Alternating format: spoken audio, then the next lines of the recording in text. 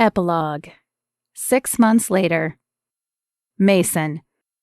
Mason stared at the room in amazement. The team had wanted to do something special for him, and so they had hosted his rehearsal dinner at the team facility. However, it didn't look like the normal cafeteria. Instead, some of the tables had been cleared, and ribbons and flowers had been hung around the room. At the front, several tables had been placed together to hold the array of food that had been provided. Mason smiled as Clara's eyes grew wide at the table of food laid out for them. The tornado chef did all of this? Well, not by herself, but with her team, yeah. The team decided that we needed a proper rehearsal dinner, and they asked her to prepare the food. It's good, right? Mason could hardly believe the spread himself. There were 3 entree types, 2 different salads, a variety of fruits and vegetables, and a plate of the most tantalizing bread he had ever seen. Clara nodded. It's amazing. If it tastes half as good as it looks, then I have a feeling I will be leaving stuffed. Mason chuckled. You will definitely be leaving stuffed. This chef is amazing. In fact, the new chef was what made summer training worth looking forward to. Last summer had been her first year, and Mason couldn't wait for training to start up again in a few weeks to get more of her delicious food. I can't believe the team did all of this for us.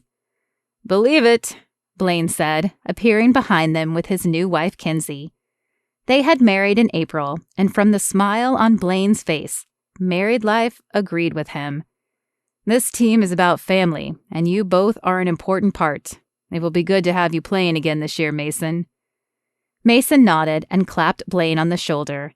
It had taken him until the end of March, but he'd been given a clean bill of health and the green light to resume practice and training. Though he'd put on a few pounds, he had no doubt he would lose it all in the summer heat and come back just as lean as before. Thank you for agreeing to be one of my groomsmen, Mason said.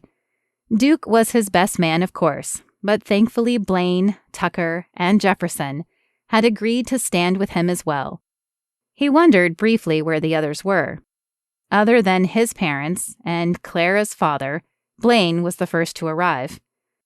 Wouldn't have missed it for the world. We'll let you continue to greet guests. Those seats near the table are calling our names. Blaine headed off with Kinsey, but before Mason could say anything else, Tucker and Shelby walked in. Duke came in next with a pretty blonde Mason had never met before.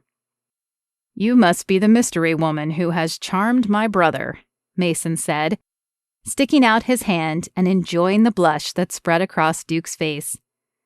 Is that what he's calling me? She looked up at Duke with a teasing smile, but eyes that were already cloudy with affection. Mason would have to get the rest of this story later, because Duke had obviously been seeing this woman for some time. That's not what I called you.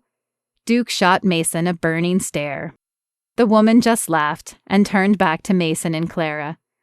I'm Katrina, and you must be Mason and Clara. I hope we'll become good friends. Mason had no doubt they would, if his brother kept her around long enough. Katrina had spunk, and Duke needed someone like that in his life. Adrienne and her husband hurried in shortly after. Mason had never met Adrienne, but he would have recognized her from Clara's description. The woman could have been the Barbie doll model, with her blonde hair, blue eyes, and perfect figure. Plus, her dress was starched so stiffly that it flared out around her legs. I'm so sorry we're late. The babysitter was running behind, and I didn't think you wanted us to bring the kids. Her eyes widened as she scanned the room. By the way, this place is amazing. It's not a big deal, Clara said, leaning forward to hug the woman. We're still missing a few people, but I'd love for you to meet Mason. Adrienne extended her hand, and Mason was surprised by how strong her grip was. She might have been little, but someone had taught her the benefit of a firm handshake. It's so nice to meet you. This is my husband, David. The group shook hands, and then Adrienne and David moved off to sit down as well. Stacy and 2 other friends from Clara's previous work came in, and then she turned to him. Is that everyone? Mason scanned the room. Everyone except Jefferson. I wonder where he is. Clara glanced down at her watch. Let's give him a few more minutes, and then we'll have to get started. He knew she was right, but he hoped the young wide receiver made it. They'd become closer in the last few months after his injury, and while he enjoyed the man's company immensely, Mason had begun to think Jefferson might be hiding something. At that moment, Jefferson flew in the door, looking flushed and harried. Hey man, glad you could make it. Everything okay? Jefferson took a moment to breathe and regain his composure. Yeah, I just had something I had to deal with at home. Mason wanted to pry further, but at that moment, a bell at the front of the room began ringing. Looks like you're next to us, he whispered as he led the way to the remaining 3 empty seats. The bell stopped, and Mason looked around to see what was happening next. Suddenly, the head coach walked out from the side door. Mason's eyes widened at the sight of the man in a suit and tie. I'm so glad you could all make it tonight.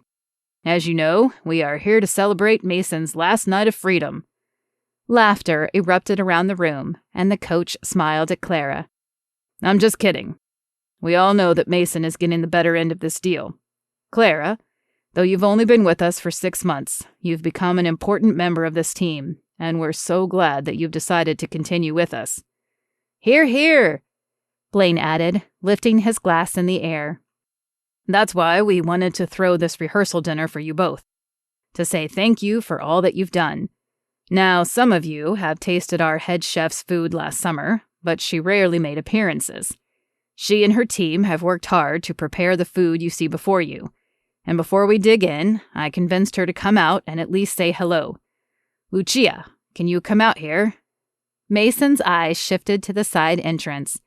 He, like most of the other players, had been curious as to who this amazing chef was.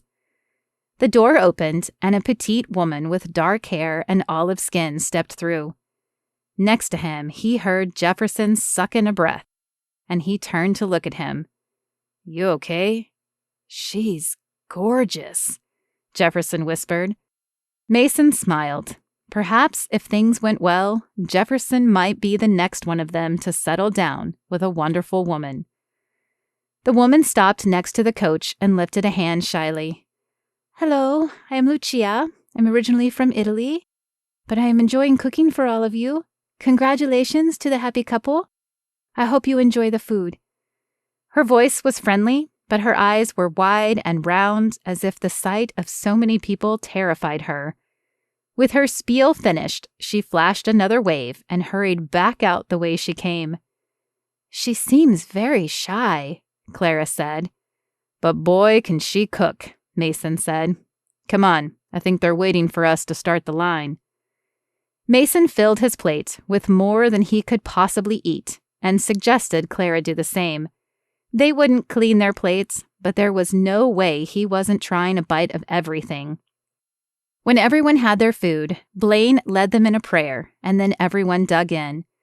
For a moment, there was silence as everyone chewed, and then the conversation started again. You're right, this food is amazing, Clara said. Mason smiled and took a moment to watch her enjoy the food.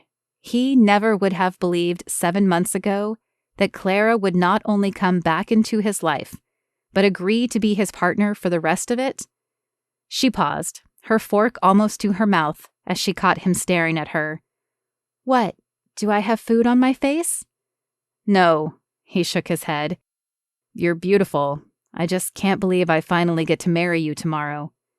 She smiled back, set her fork down, and placed her hand on his.